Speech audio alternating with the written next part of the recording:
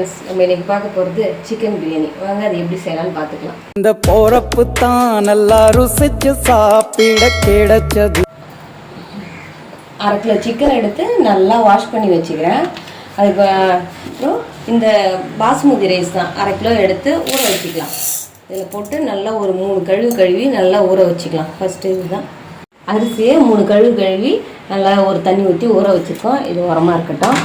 சிக்கனையும் நல்லா கழுவி வச்சுருக்கோம். இது இருக்கட்டும். அடுத்தது அடுப்பு பற்ற வச்சுக்கலாம்.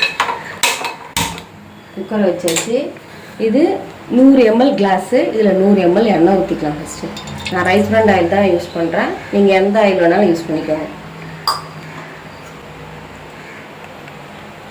இதுக்கு ஒரு 5 கிராம்பு, ஒரு 4 துண்டு பட்டை, 2 ஏலக்காய், இவ்வளோ தான் மசாலா.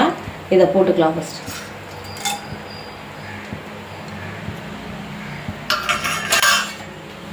ஒரு 5 வெங்காயத்தை, பெரிய வெங்காயத்தை எடுத்து கட் பண்ணி வச்சுருக்கேன். இந்த மாதிரி ஸ்லைஸாக இதையும் போட்டுக்கலாம். அது கூட பொரியணும் தேவை கிடையாது. நம்ம போட்ட உடனே இது எல்லாத்தையும் போட்டுக்கலாம். அது எல்லாமே ஒன்றாவே வதங்கிடும். இந்த வெங்காயம் நல்லா வதங்கட்டும். பாருங்கள், வெங்காயம் வதங்கி வருது. இன்னும் கொஞ்சம் நல்லா வதங்கட்டும். வெங்காயம் நல்லா வதங்க தான் பிரியாணிக்கு டேஸ்ட்டு. நல்லா பொன்னிறமாக வதங்கும். பாருங்கள், வெங்காயம் இந்த அளவுக்கு பொன்னிறமாக வதங்கி போச்சு. இப்போ பாருங்கள், கிட்ட காட்டுறேன். நல்லா பொன்னிறமாக ஆயிடுச்சு. இப்போ அடுத்தடுத்து பொருளை போட்டுக்கலாம். இதுக்கு ஒரு 5 சின்ன தக்காளி எடுத்து கட் பண்ணி வச்சுருக்கேன். ஒரு கைப்பிடி கொத்தமல்லி தழை, ஒரு கைப்பிடி புதினா, 2 பச்சை மிளகா, 100 கிராம் தயிர், ஒரு 2.5 ஸ்பூன் அளவுக்கு இஞ்சி பூண்டு பேஸ்ட்டு, கொஞ்சம் காரத்தூள். இவ்வளோதான் இது. அதுக்கப்புறம் ஒன்று போட்டதுக்கப்புறம் உடனே நம்ம போட போகிறோம். அதுதான் முன்னாடி சொல்லி. இப்போ ஃபஸ்ட்டு கொத்தமல்லி தழை போட்டுக்கலாம். ஏதோ ஒரு கிண்டி கொடுத்துட்டு அடுத்தது புதினா போட்டுக்கலாம்.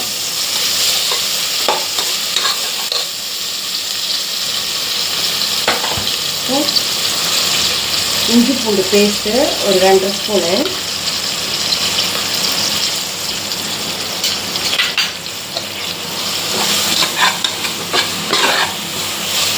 நல்லா ஒரு வாட்டி கிண்டிட்டு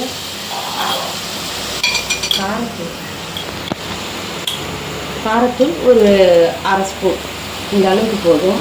இது எண்ணெயிலே போடும்போது இந்த பிரியாணிக்கு நம்ம இந்த காரத்தூளை நம்ம இப்படியே போடும்போது பார்த்திங்கன்னா நம்ம கலர்லாம் பிரியாணி போட வேண்டிய அவசியமே இருக்காது. இதுவே நல்லாயிருக்கும் கலர்லாம் கொடுத்து. தயிர் 2 பச்சை மிளகாய் போட்டுக்கலாம். அப்புறம் கட் பண்ணி வச்சுக்கலாம். தக்காளியை போட்டுக்கலாம். இதெல்லாம் நல்லா ஒரு வாட்டி வதக்கி கொடுத்துக்கலாம்.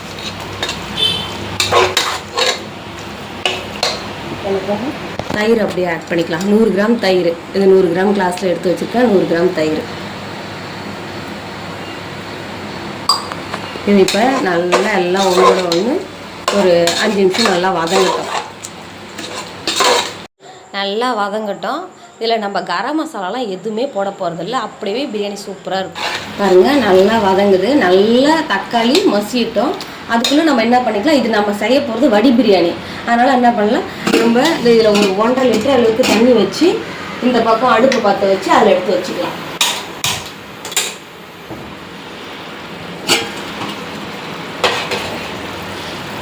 தண்ணி நல்லா கொதிச்ச உடனே நம்ம அரிசி ஊற வச்சுக்கிற அரிசியை போட்டு இதில் 1.5 ஸ்பூன் அளவுக்கு உப்பு போட்டுக்கலாம்.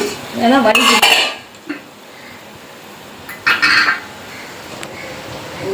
இதில் 1.5 ஸ்பூன் அளவுக்கு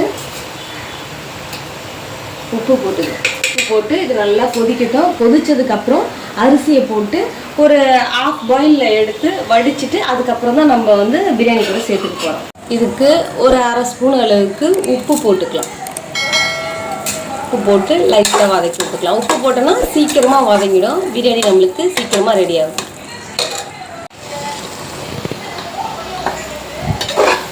பாருங்கள், நல்லா வதங்கி வருது. தக்காளி பாருங்கள் நல்லா வதங்கிடுச்சு. இன்னும் கொஞ்சம் லைட்டாக மசிஞ்சதுன்னா போதும். இன்னும் கொஞ்சம் நேரம் மூடி விடுவோம். அதுக்கப்புறம் நல்லா வதங்கிடும்.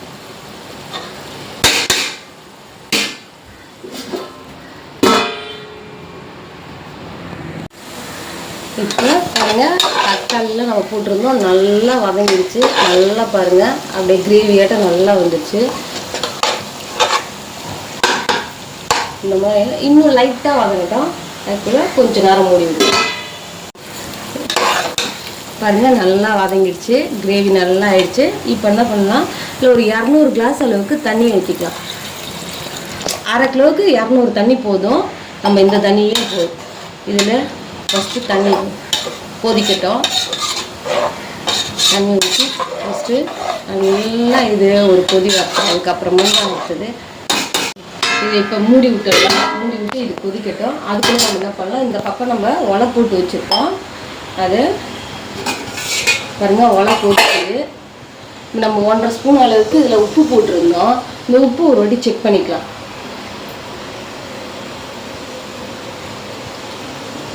உப்பு கொஞ்சம் கம்மியாக இருக்குது. உப்பு கொஞ்சம் கம்மியாக இருந்தால் நம்ம நாக்கில் வச்சுன்னா உப்பு தெரியணும், அந்த அளவுக்கு இருக்கணும். கொஞ்சம் கம்மியாக இருக்குது, இன்னும் கொஞ்சம் போட்டுக்கலாம் உப்பு. இப்போ அரிசியை கழுவிட்டு நல்லா ஊற வச்சு வடித்து வச்சுருக்கேன்.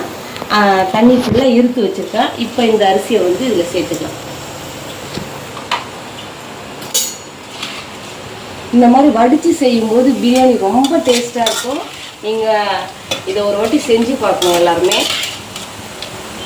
பிரியாணி டேஸ்ட் கம்மியாக இருக்குது, கடை பிரியாணி மாரி வரமாட்டேதுன்னு நினச்சிங்கன்னா இந்த மாதிரி நல்லா செஞ்சு பாருங்கள். கண்டிப்பாக ரொம்ப டேஸ்ட்டு ரொம்ப நல்லாயிருக்கும்.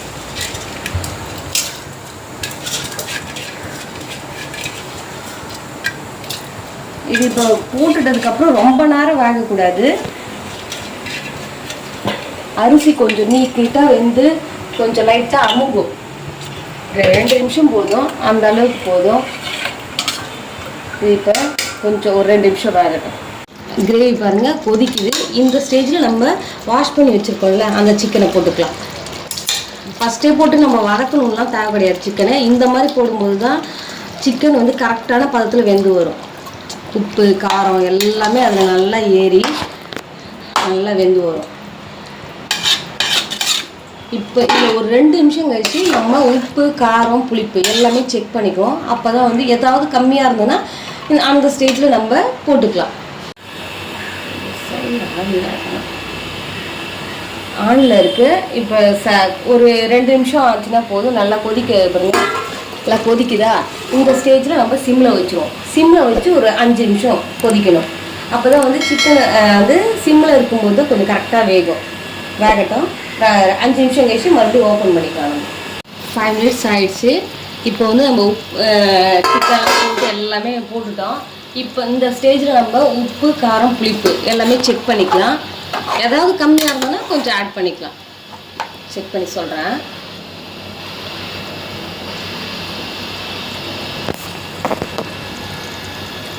புளிப்பு காரம்லாம் கரெக்டாக இருக்குது. உப்பு மட்டும் கொஞ்சம் கம்மியாக இருக்குது. அது மட்டும் ஒரு 1/4 ஸ்பூன் அளவுக்கு நம்ம சேர்த்துக்கலாம்.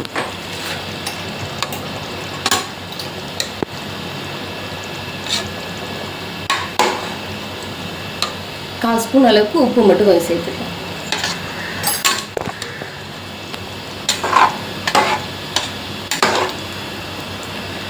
இப்போ அதுக்குள்ளே நம்ம அரிசி வடிக்கிறதுக்காக போட்டு வச்சுருக்க அரிசி பாருங்கள், நம்ம போட்ட சைஸை விட பாருங்கள் நல்லா நீட்டாக வெந்து வந்துருக்கு பாருங்கள். இந்த மாதிரி உடையக்கூடாது, லைட்டாக அமுங்கணும்.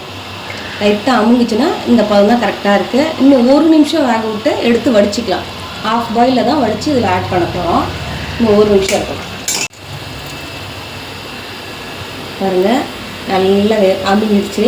இப்போ வந்து நல்லா நீளமாக வெந்துடுச்சு. 3/4 பதம் இருக்குது. இப்போ எடுத்து இந்த ஸ்டேஜில் நம்ம வடிச்சிக்கலாம். இப்போ இது தண்ணியை நம்ம வடித்து கீழே விடக்கூடாது. இதை ஒரு ஏனத்தில் நம்ம வடித்து வச்சுக்கலாம். அந்த தண்ணி நம்மளுக்கு தேவைப்படும். அதனால் இந்த ஏனத்தில் நம்ம தண்ணியை வடிச்சிப்போம். இப்போ இதை வடித்து வச்சுட்டோம். இப்போ வடித்தோட உடனே இதில் வந்து சேர்க்கலாம். இதை ஒரு வாட்டி கலரி கொடுத்துட்டு சிக்கன் பார்த்திங்கன்னா இப்போ வந்து ஒரு 1/2 வேக்காட்டில் இருக்கும். மீதி ஃபுல்லாக இந்த தம்மில் தான் வெந்து நல்லா சாஃப்டாகிடும். இப்போ 1/2 வேக்காட்டில் தான் சிக்கன் இருக்குது. இப்போ இந்த அரிசியை நம்ம எடுத்து கொட்டிக்கலாம். இது நம்ம பார்த்திங்கன்னு வச்சுக்கோங்களேன், இப்படி ஓரமாக கொட்டக்கூடாது. சென்டராக கொட்டும்போது தான் கரெக்டாக நடுவில் இருந்துட்டு எல்லாமே கரெக்டாக சிக்கன் ஒரு இடத்துலையே கிடக்கும்.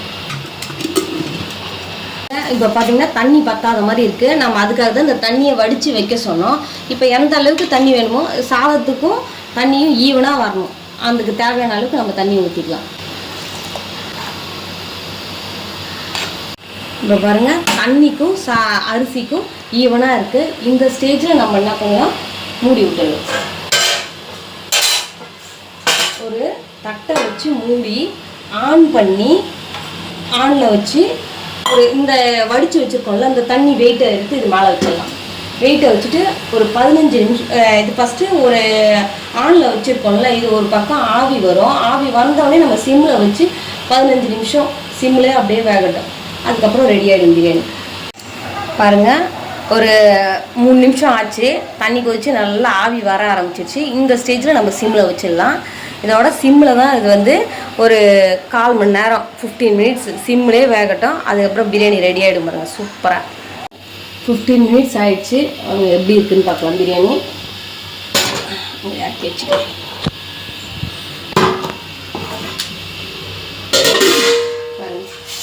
நம்ம கலரே போடல, எப்படி கலர் வந்துருக்கு பாருங்கள். ரொம்ப சிம்பிளாக ரொம்ப டேஸ்ட்டாக சிக்கனோட டேஸ்ட்டு நல்லா இருக்கும். எப்படி பாருங்கள், உதிர எப்படி இருக்கு.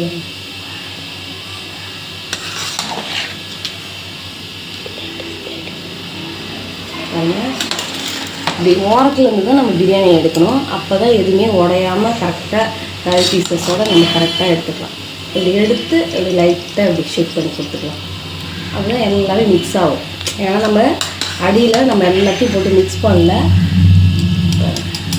எப்படி இருக்குது பிரியாணி நல்லா இருக்க. வாங்க இப்போ ஒரு பிளேட்டிங் பண்ணிக்கலாம். பாருங்கள் எவ்வளோ பிரியாணி அழகாக நல்ல கலராக இருக்குது பாருங்கள். இப்போ அங்கே பிரியாணி சூப்பராக வந்திருக்கு. என் பையனுக்கு கொடுத்து டேஸ்ட் பண்ணிக்கலாம். மக்களே, சிக்கன் கூட சாப்பிடுறது அதுவும் இல்லாமல் வேறு லெவலில் இருக்குது. நீங்கள் கண்டிப்பாக வீட்டில் செஞ்சு பார்க்கணும். ஓகே, பாய். லைக் பண்ணுங்கள், ஷேர் பண்ணுங்கள். இந்த செஞ்சு பார்த்துட்டு எப்படி இருக்குன்ட்டு கமெண்ட் பண்ணுங்கள். மறக்காமல் இந்த சேனலை சப்ஸ்கிரைப் பண்ணுங்கள்.